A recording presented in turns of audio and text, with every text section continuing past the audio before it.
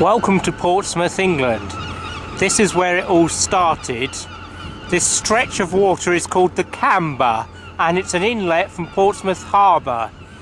Here in 1180, a merchant called John de Gisors founded a little town called Portsmouth. This is the round tower which was first built in the 15th century to defend the entrance to Portsmouth Harbour. Now you can see how narrow the entrance to Portsmouth Harbour is, and it's easy to defend. Opposite is the town of Gosport. It was originally called Gooseport, probably because of the wild geese there.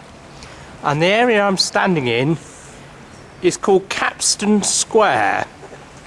And once there was a giant capstan here, and there was a huge chain of iron that extended across the entrance to the harbour. It was lowered to let friendly ships in and out, but it could be raised to keep enemy ships out. These are the hot walls. In 1797, the English fleet used to be near Portsmouth, and the authorities feared that they might attack the town. So they set up braziers on these walls and heated up cannonballs. The idea being that if you fire a red-hot cannonball at a wooden ship, it will set it on fire. And people jokingly called these the hot walls, and they've been the hot walls ever since. I'm now standing at the back of the hot walls. You can see these red brick arches are their back, underneath them. And this little area of Portsmouth was called Point or Spice Island. We're not sure why it was called Spice Island, but one theory is that people used to empty their chamber pots in the sea and they were washed up on the shore here, and people joked that it smelt like strong spices. This is a monument to the first fleet which sailed from Portsmouth to Australia in 1787, taking the first settlers. This is the square tower built by King Henry VII at the end of the 15th century. When civil war came between King and Parliament in 1642, most of the people of Portsmouth supported Parliament, but the military governor of Portsmouth, a man called Goring, supported the King. Now parliamentary forces surrounded Portsmouth, but Goring threatened to blow up the gunpowder in the square tower and wreck the town unless he was allowed to go, so they let him leave. This is the oldest building in Portsmouth.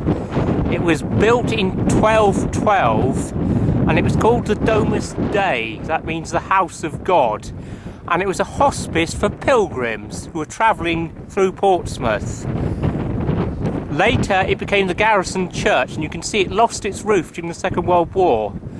Now if I turn round, you can see there's a big earth rampart where cannons were placed to defend Portsmouth.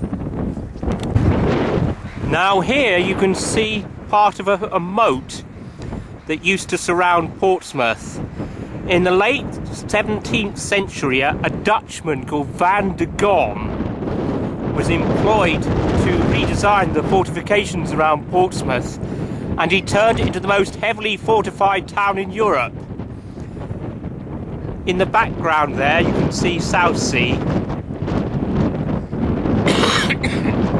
In 1665, the population of Portsmouth was probably about 3,500, but it grew much larger in the 18th century. By 1801, it had a population of 32,000, and by the standards of the time, that was a very big town.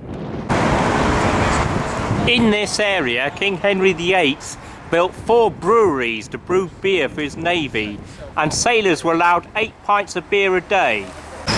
This is Portsmouth Cathedral.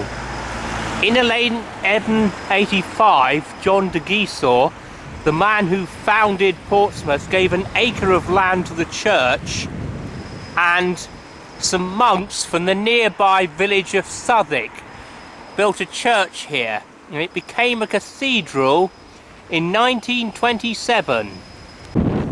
This is Lombard Street, and these are some of the oldest houses in Portsmouth, built in the early 17th century.